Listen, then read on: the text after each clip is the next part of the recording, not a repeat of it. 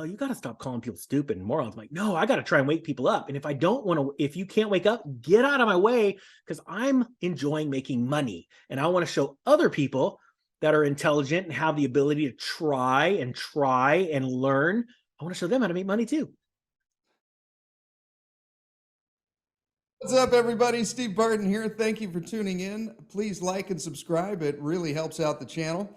We have returning guest, the Economic Ninja. Hey, everybody. Thank you for coming on the show. It's good. I'm in the beach. The sun is bright. I've got my shades on. Life is good right now, Steve. What do you want to talk about? Yes, it is. I'm at the beach as well, sir. I didn't even notice that. See, the ninja doesn't pay attention very well. But it is cold. I want to start out with the same question I ask almost all my guests, and that is, what is your macro, your big picture view of the economy and financial situation right now? Crash and burn, baby.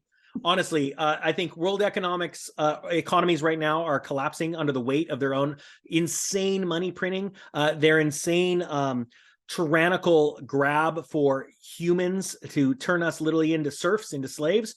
It's been a multi-decade plan that has been playing out right. As a matter of fact, there are amazing people from the 50s and the 40s that were actually warning about this plan, how they were going to do all these crazy things to our society to degrade our minds. And they have done that. And we are now watching the weight of that actually come collapsing in on themselves. The biggest thing, I think, the biggest takeaway is, what are we going to do about it? It's one thing to understand that it's happening, that, hey, this is going down. It's another thing to sit there quietly and go away like a shadow in the night. And no, I'm going to stand up for it. And how we're going to stand up is we're going to buy up all the assets before the banks can. Yeah, I agree. After your last interview, we really hit on stocking up on food. Yep. Non-perishables. We're not going to be those people that go down to Costco and are trying to buy up toilet paper when there isn't any. We're going to do that beforehand, which we've already done. And I watched one of your videos. It was maybe a month or so ago, and you were talking about this water filter system.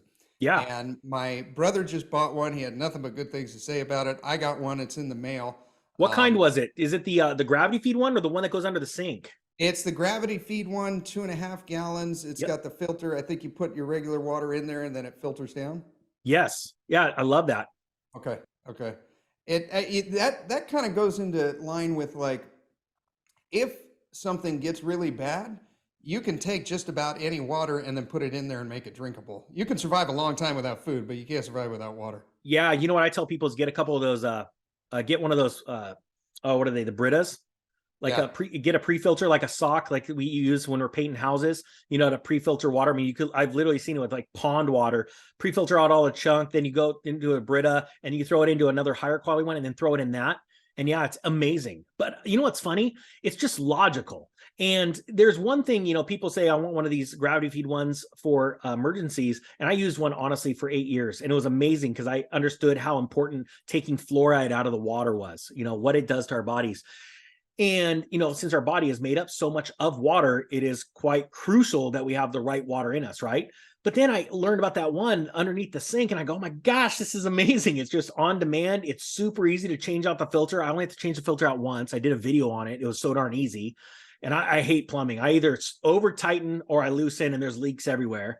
But yeah, it's just smart. And when you're talking about food storage, it's funny. I'm done. I did it a long time ago. I bought a couple buckets, I figured out what I wanted to survive on. Like if things got really bad, like let's say we were in Japan during that massive earthquake so long ago, how long would you have needed? Honestly, because of supply chain shortages and chaos and panic, you really needed like 3 to 6 months in your house to just take care of yourself. Just like, I'm not going to be a part of this craziness. I'm going to go help people, but I'm going to supply for my family. Once you figure out that number and you buy it, you're not only done, but in this day and age, you're like, literally every day I watch myself, I'm saving money. And it's funny, with the buckets that are 20 years, those sit there, obviously. But like my canned goods, all I do is I'm still going to the store and buying food. And I just take the canned goods and I eat the stuff that's older and I put that in its place. Yeah. Super simple. It's done. There are a lot of people that are prepping, that are constant preppers, prep. And I go, wait, the good news is about this is you go do something, get ready, and then you go get ready to go crush it on the other side and make a lot of money. And people are like, money's not going to mean everything when the world goes to hell in a handbasket. I'm like, I don't know if you've been paying attention, but it already is there. So why not have fun while we're there? And I know it sounds crazy, but it's like, let's break this down to its easiest point. Would life be a lot easier if you had some extra food and you had enough money to live somewhere rent free because you own your house? Yes. So let's get people there. I agree. The housing market. I have been thinking about this for months now, and since interest rates started shooting up and the average Joe can no longer afford to go buy a house. And I keep asking myself the question, how could the Fed extend this game just a little bit further? And the answer I keep coming back to is make it a 50-year note. Yep. If they make it a 50-year mortgage instead of a 30, they can keep this train running for quite a while. You know, you recently reposted a video that you did on this maybe a year 6 months ago or so, and I thought, oh, this is a perfect time to ask the ninja about it. Yeah, it's funny. I put that video out on what the Fed can do to extend, and actually, just it's actually already in the works. A 40-year mortgage is actually widely used right now. However, it's being used. It was being used during the COVID lockdowns as the answer to people that were losing their house during the forbearance time. And what happened was, this was a plan to get you to stop paying your house. Like, it's okay, you don't have to pay your payment. Now you didn't pay your payment. Like, oh, well, now we got to do something about it. And it's like, but you told me to. Like, well, and what's crazy about forbearance is they said, hey, you got forbearance, you don't got to pay, but you got to pay it all back plus the interest in like 6 months or a year. And people are like, well, I don't got that money. Like, oh, well, then it's in your loan docs. And the thing is then they sit there and they go, okay, you're screwed. We're not screwed, but let's do this. We'll let you keep your house, put you in a 40-year mortgage. And you know what? You'll save like $50 a month. And people are like, yay. And the interest rate's higher. People don't care. We just saved $50 a month and we got to keep our house. And you're a slave for another 10 years. Yes. Well, the fact now your children will pay it off for you. Exactly. Oh, no, or they won't. They'll just, the house will go back to the bank. And the thing is the plan is actually go to a 50-year mortgage and to give it government conforming lending standards. And right now we just saw Fannie and Freddie push their number to over $1 million that government conforming loans are going to be at. And so cool, the government gets to back $1 million homes. Sweet. Haven't seen this before when they back things that they shouldn't have backed, like in 2004, 2005. This is going to be awesome. But it is actually a plan. And the reason why they want this is they actually want you to lose your house. They want it to look like it's your fault, not theirs. And then they're going to say, we're going to rent it back to you. We're going to be your savior. And you're going to eternally be a slave. Because they're going to keep you just poor enough to where you feel like you're making it, but you really aren't. You're never keeping up with who cares about the Joneses? I care about inflation. Yeah. I recently did an episode on the used car market and the amount of repos that are happening right now, because they did, you probably know this better than I do, but I mean, they just income stated how much you make. Sure. Stimulus check. That'll work. Yeah. And now that's the chickens are coming home to roost, right? Where do you see the used car market going? Is that your dream car right there? So the story about the Ferrari was when I was in my early 20s, I wanted to buy one of these. So I went and made I got $1 million in assets, right? When I was doing the real estate thing. And I saved up for the real Ferrari. At that time, it was $45,000. A 1997 355 Spider. With low miles. I couldn't bring myself to do it. I had the cash in the bank. I couldn't bring myself to do it. I've got a young child, wife to take care of, and I've got all this real estate. Instead of doing it, I went and bought a replica made from a movie. Same exact car, same color, everything. Couldn't tell them apart, actually, except for when you turn the key on and try to drive. And I went and bought a diesel truck cash.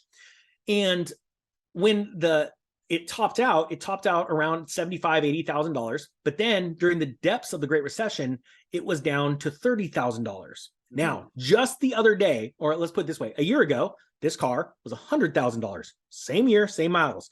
How much do you think I just saw it for sale for? Half? Same color, same everything. Just a guess. 50? 66. Now, check this out. The other week, I found one that was 2 years younger. It was a 348. Or 344, and it was for $45,000. And I wasn't gonna buy it. I'd like one, but even Mrs. Ninja goes, you know what, you should just go buy that thing. And I'm like, all right, I'll go buy it. Went to go buy it, and somebody already bought it, and they put it on cars.com for 66 grand. Another interesting, they're 66. Point being is this, they're coming down in price. The luxury car market is collapsing. Came across 2 Cobras the other day. And one of the ads literally said, I need money now.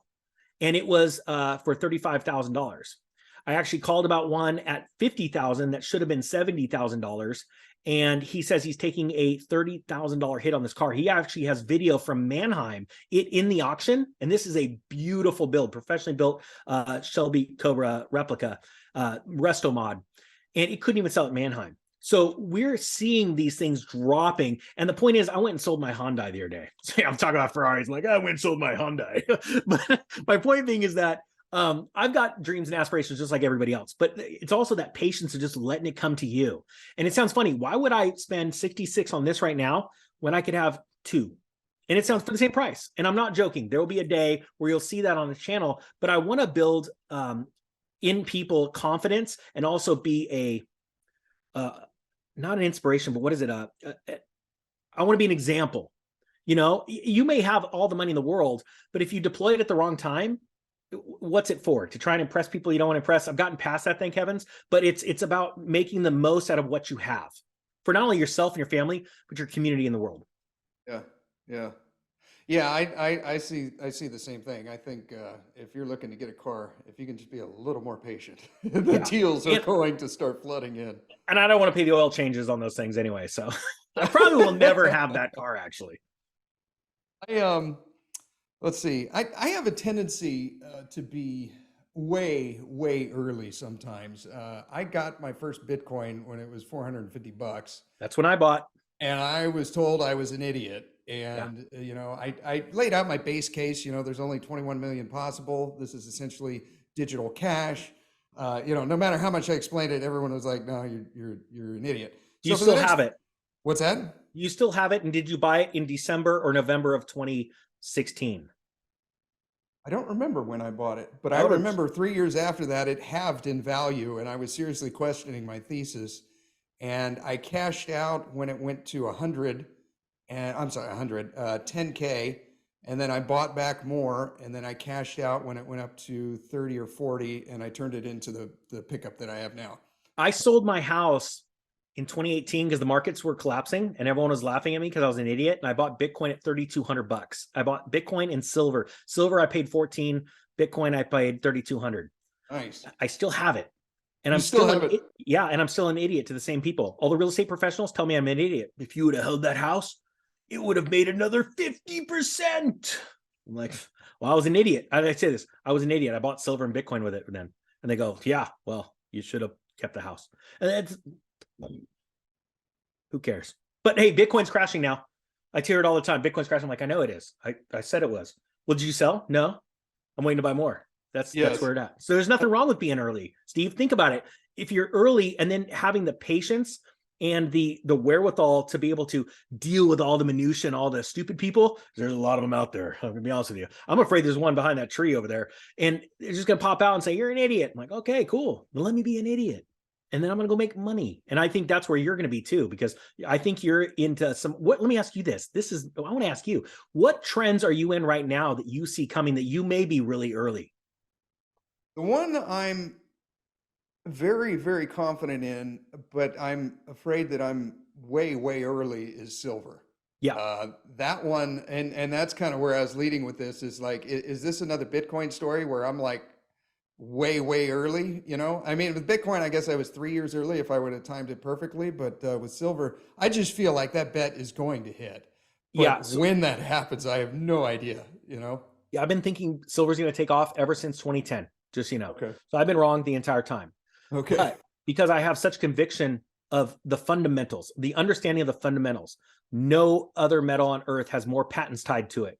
No metal on earth is literally going to zero when it's running out. Like literally the USGS in 2006 said silver will be, in their determination, sometime in the 2020s, the first element on the periodic table of elements to go extinct. And the reason why is because there's only so much of it, and it is the only element that's really precious metal that's being destroyed in the usage of it. When you literally cannot have this cell phone without silver in it, And you can't recover it because it's used in such a minute, like the way they solder and everything, it just literally, some of it evaporates, it just disappears. You can't pull it out.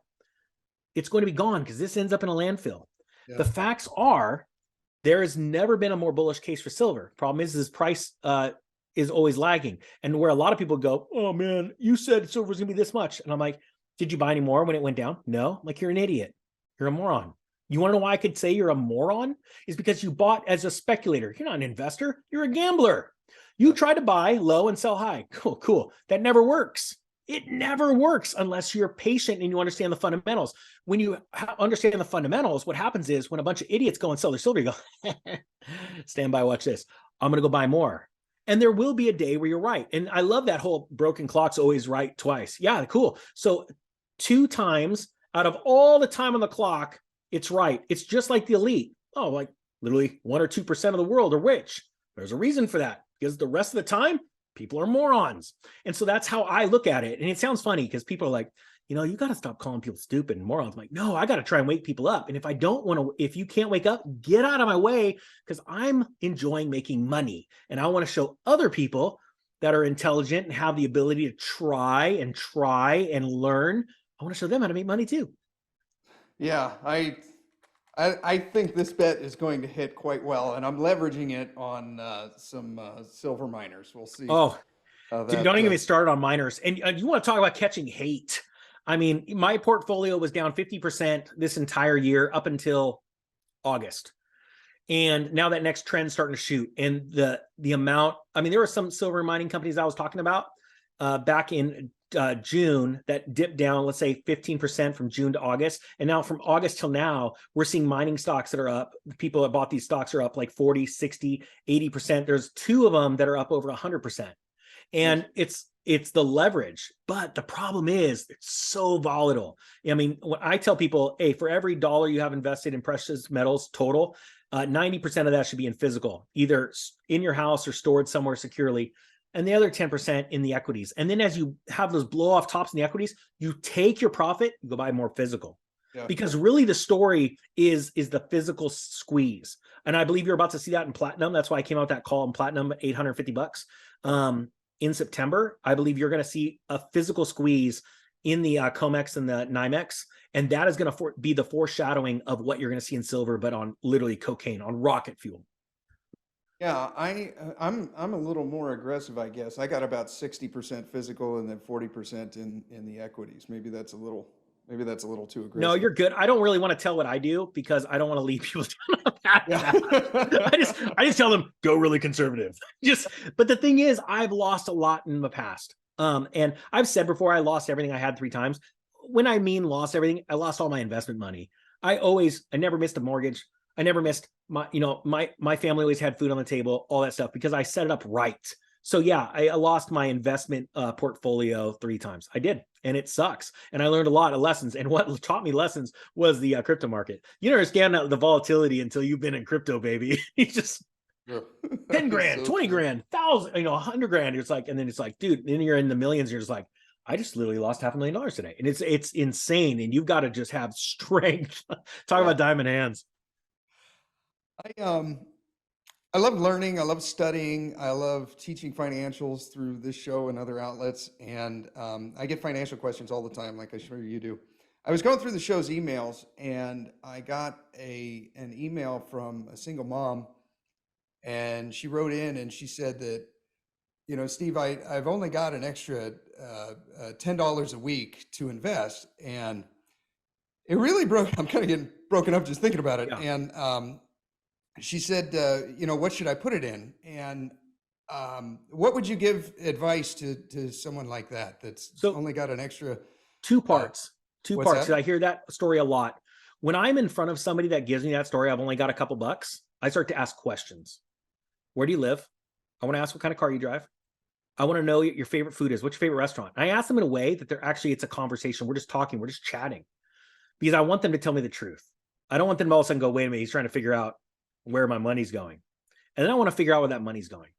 And 9 times out of 10, I'm able to figure out ways. And I always use the coffee cup analogy with the McDonald's coffee. McDonald's coffee was $1. Everyone's running around drinking Starbucks. Those are $5. That is enough that if you were, in most times during this channel, to drink a McDonald's coffee every day, you still get your coffee, and it's actually higher quality coffee than Starbucks. You get enough to buy 2 silver dimes, and nobody can take those away from you. They're yours. You have them. You have true wealth, something out of the ground, something which wealthy people own, metals. There's no excuse. And then the second part of that is I tell people, once you have that metal in your hand, you have to stop looking at what everyone else has. You have to look and get excited about what you have. Because when you get excited, you now treat that as something precious, i.e. it's in the name, precious metals. It's precious because very few people have it. And once people start to understand that you now own something that literally less than 1% of every human being on earth owns, I don't care how rich you are, I don't care how poor you are now one of the elite. The facts are you don't believe it. You don't understand it. And once you start to have that elite mindset and you go, I don't care what my friends drive up in. First off, none of my friends own what they drive. I don't care what you drive in. It's just driving debt around. When I have something in my hand, I'm richer. I'm wealthier. And once you start to have that wealthy mindset, you don't spend money the way you used to, and everything changes. And then you go from I only have $10 a week to I only have $100 a week. I only have $1,000 a month. And then it keeps getting bigger and bigger and bigger. And your mind just completely changes. That's what we need to do is we need to rewire. We need to actually unwind the ball of yarn that's in people's minds from screwed up politics and banking lessons and economics lessons that have always taught you that it's you know what, you're not smart enough for this. Put your money in our bank and we'll invest it for you. Like that kind of screwed up thinking. We need to unwind that ball of yarn that bankers and literally government officials have put in your mind forever, and literally get you to go, it's literally as simple as getting out of debt and building wealth, and then start to buy assets, things that produce money. I know gold and silver doesn't, but right now it has its place to get ready to buy real estate assets. That's my plan. I could kind of not really care too much about this metal. I want to trade it for houses. I want to trade it for cash flowing income. That's it. And I'm going to start forever. I stopped. I was like, people like, dude, do a real estate course. I'm like, I don't want to give you a loaded financial weapon. Then I started thinking about actionable steps that you could do right now to get ready for this crash. I'm like, you know what? It's time. So I've started working on it. And this hiatus I have from my job right now that I've taken to take care of a lot of things, not only in my family, but my own mind. I want to be prepared. I want to be strong in my body. I want to be strong in my mind, because when opportunity is happening left and right, because Steve, what it's like at your job, when things are going chaotic, the most important thing is to go back on your mental slides and to be able to walk up to a situation in life, assess it, but also base your decisions off of what you've learned in the past, your successes and your failures, no matter what we're doing. Even if I'm talking about, what we do for a living, or, financial, when things are going to crap in a handbasket, you want to be able to identify opportunities and take advantage of those, but you can't do that without a clear mind. I agree. Right on. Well, I wanted to close with hashtag silver in your stocking. Yes. I did this last year. I got, there we go, hashtag silver in my stocking. Love it, on the cardboard. And it's funny, a true story, Steve. The silver pen, my daughter started coloring in right here, and the silver pen ran out. And it's funny because she goes, well, let's go buy another one. I said, no, leave it that way, because I'm not joking. I believe that to be a prophetic event that actually happened with this sign, and the silver is running out. And I wanted to leave it like that because I honestly believe that was divinely inspired. I did this last year because my family isn't, my brother's into it and I got my dad into it, but for some extended family. And what I did was I bought them a silver coin that was something that they were interested in. My cousin likes dolphins. I was able to find a dolphin silver coin on eBay. My dad, the older he gets, the more he likes Bigfoot. I got him a Bigfoot one. My mom likes Disney. I got her a Goofy one. It's kind of a neat way you're going to pay up on the premiums, you're not going to totally, but it's kind of a neat way to get people into silver during Christmas time. So love it. Hashtag silver in your stocking. Nice. Yeah. Thank you so much. I'm trying to get it going. It's funny. I reached out to a ton of YouTubers that all they do is talk about silver. No one wanted to get behind it. And it's like, you know what? I get you guys. Everyone's trying to go out there and crush it. And I'm like, you're staying small because you're not part of a team. We're just trying to build a team here. It's not about me. It's about the movement. It's about helping people. And it's funny because I watch people in this space that don't grow, and it's simply because they don't help other people. And it's funny, man. And that's what the message I want to take to people. It's not about me, I'm not that bright. I'm not going to lie. A lot of people think I am. I'm just like, Dude, I'm just a dude that loves this stuff with a passion and speaks from a heart of compassion and passion. And that's the only thing that sets me apart. And I try and help other people. And that's where I want that message to get out. So I thank you so much for bringing that up. Yeah. So you guys can check out the Ninja. Go to economicninja.org or go to his YouTube channel, The Economic Ninja. So thank you for coming on the show, and I Thank will talk to you you. next Thank you time. so much for having me on, Steve. I really appreciate it. All right, brother. You have a good rest of the day.